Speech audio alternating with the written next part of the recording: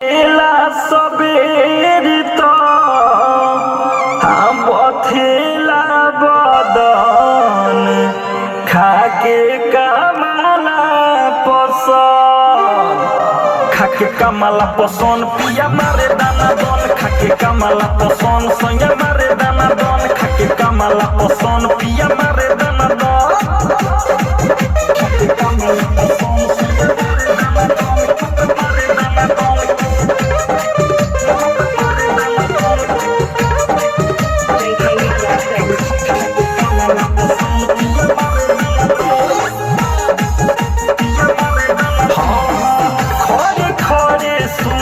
सखिया तुलसी मिलावेला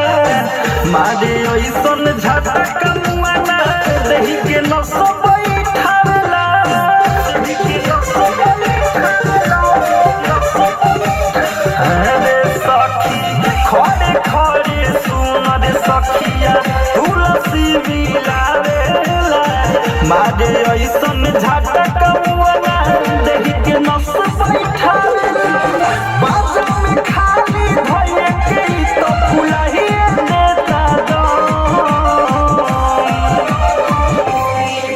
कि जब हो खेला सबेर तो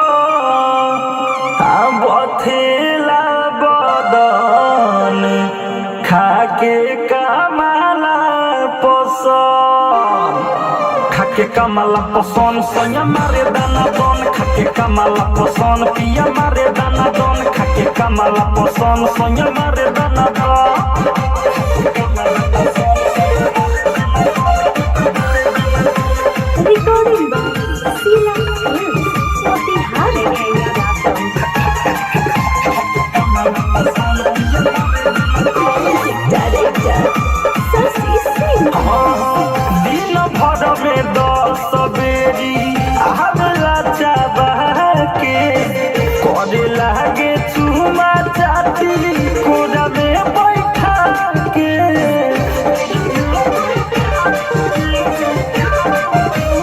सखी दिन भर में 10 बेरा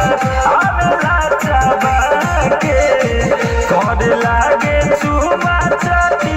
कोरा में बैठा के लिखल सुखानी के फेरा में सासी और रहे हरदम मायरे की जब हो खेला सबेर तो बथेला बदन खाके कमला पसंद खाके कमला पसंद संगे मारे दाना दन खाके कमला पसंद पिया मारे दाना दन खाके कमला पसंद पिया मारे दाना दन 2 मिनट में हमरो मसीनिया कोई बताई गोरा कि जब हो खेला सबेर तो